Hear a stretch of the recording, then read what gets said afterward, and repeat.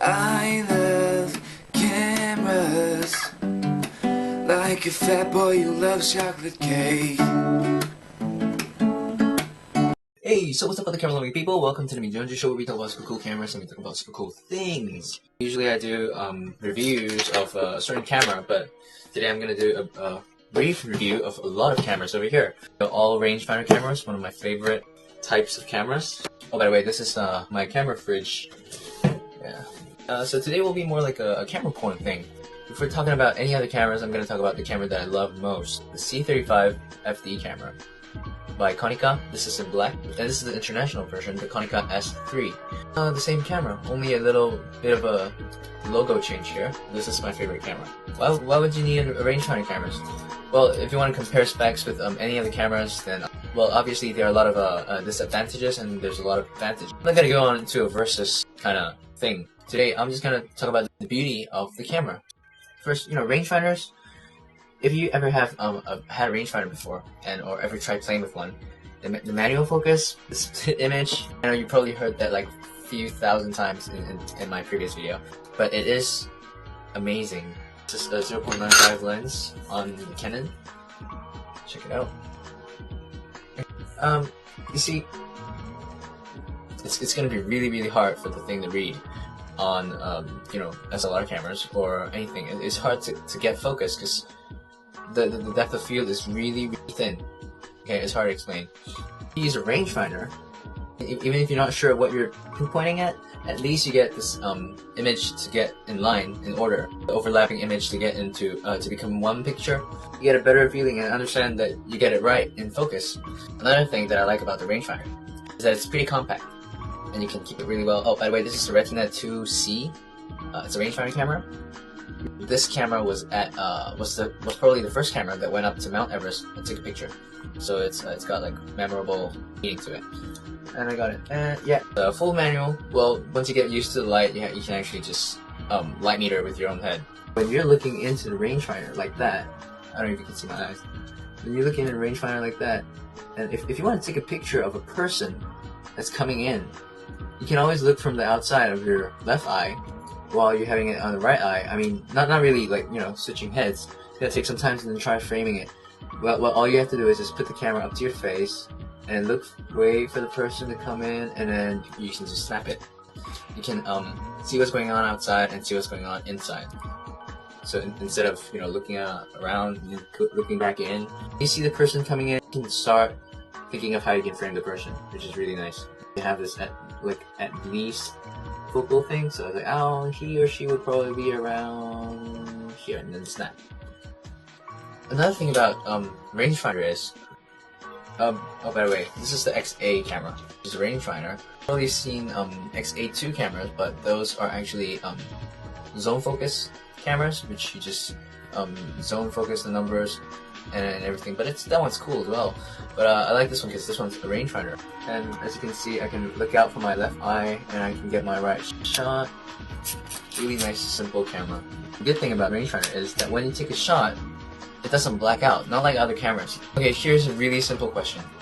When do you think is the most beautiful moment in photography? Some of the people say, when you imagine the photo in your head, so when you have this scene and then you have this, bring out the cropper and it's like, that's beautiful, and then you have this scene in your head. Well, you can say that. That's beautiful. It is beautiful, and I won't deny it.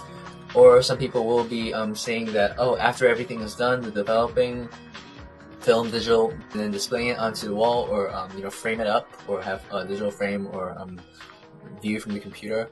That's the most beautiful part, when it's complete. Well, but there are also a lot of people, a lot of romantic people, and we usually say the most beautiful moment in photography is the moment the photo is being taken. It's like giving birth to a child. You have all these thoughts of your kid, how it will grow up and stuff. So it's like taking a picture. You have your image, you have your vision. When you snap the shutter, and the shutter opens up, lets the light go in, touches the film or any digital capturing medium, and then the shutter closes, and then the image is there. That is the moment of the birth of your photo. And if you use other cameras, it's funny. at the moment of the birth of your photo, it blacks out. It's like you miss your kid being born in the hospital. It's like the same thing. That's the beauty of the rangefinder, is that when you take the picture of the thing you want, the moment you press the shutter, you hear it. It's next to your ear, so you hear it, and you see the image there always. But the sound gives a signal to your head, and it's like, hey, you know, you took it. So you can actually like have that motion stopped and imprinted in your head, and you can actually feel confirmed or secure that you kind of took that picture. You know. So if you're using an SLR camera or something, it's like, oh, everything's fine, and then when you press the shutter, and then the thing is about to flip out, some guy just strikes in, and you know, and you're not sure if you took it. Well, it's better now since everything is digital. You can just check it like real fast. Oh, I didn't take it well. But with the rangefinder, the moment when it snapped and some hand or some legs just gets in, like some other people's movement gets in, and you see it. So you're like, oh, I missed it. You know it. It's clear. And because there's no mirror in it, they can keep the lenses really small, because there's not much space from the lens to the film. I mean, for an SLR camera, you actually put a mirror there, right? So your lens needs a little more space outwards if you're using an SLR or other kinds of camera with a mirror. But the reason why rangefinder cameras have really small, not really small, but pretty small lenses is because it's next to the film. I don't even see it. Where, this is the inside, and then this is the lens. Okay, you can see how flat the body is. Okay, this is my Leica M2, by the way. Right now inside you actually have a piece of glass here and the film here. And there's nothing much in the middle going on. It's the same for the focal plane shutter or leaf shutters. Depending on what kind of rangefinder cameras you have, they have a lot of different type of shutters. And that's why the lenses on rangefinders are pretty small. In my previous video, I was saying that rangefinders are outdated. They're actually new rangefinder cameras, like the digital. This is the digital one. Okay, and I've got this titanium Sumilux 1.4 50mm lens as well. And yep, and it's beautiful. It's not outdated. This one's the latest one that came out like a few months ago. Pretty embarrassing, in my opinion, that you think that rangefinder cameras are outdated. This one's the latest one, and it's really cool, and it works with all the amazing, beautiful old lenses for the Leicas. The grip of a rangefinder camera feels so good. It's not too big, like with the grip, not too heavy. You have this, yeah, well, you have a comfortable, nice grip, but a rangefinder camera, a nice simple one, just like the size and feel of the palm. I can't explain it. It is what it is. It's really simple. It's beautiful because when you use a rangefinder, you have manual settings, manual shutter speed, and a manual aperture. The aperture on the front, and then the focus somewhere nearer. So you have all this muscle action, muscle memory, right at your fingertip, just holding it. Okay. And you're moving, and you have your shutter speed right, aperture right, focus right. Take a shot. That's what I was talking about. You actually take part in the photo, part of the process of the birth of your kid, right? When you take a picture, you take part in it. You manual focused it. You take part in it in the process. And if you're using other cameras like autofocus, I don't blame autofocus. I love autofocus because without autofocus, I can do my job well. You know, yeah, it's cool. I use it a lot for my work and everything, but watching the process happen, then taking part of the process. That is so right. That is the exact words that I wanted to say on today's Mijonju Show. Of course, the infamous lens from Leica, amazing glass. They use the best ground glasses to get to make a lens. Here I have one of the most used Leica that I usually use. It's called the ugliest one, but I actually like it a lot. This is an M5 Leica camera. Yeah. Oh my god, that's beautiful. This is probably one of my favorite Leicas, apart from all the others, because the dials are simple. The manual focus, the manual aperture, manual shutter speed, just great. Nocton, this is the Nocton 1.1 50mm lens, beautiful, amazing lens. M8. But yeah, it's an APS-C sensor, so there's a little cropping in it, but still a beautiful, beautiful camera. this one wasn't made, the new one wouldn't have appeared. Oh, by the way, did you know that Spider-Man animated series, the old one, the Amazing Spider-Man? Go on YouTube and check it out. You can actually see Peter Parker uses an M2, and that's not why I got the M2, but it's a really cool, story you can tell around. He's using an M2. Peter Parker uses a Leica. Back to the 2F. Some people are like, these are old, it's not that good and everything. But in my opinion, it's very, very, it trains you as a photographer. You become more and more becoming into real photographer.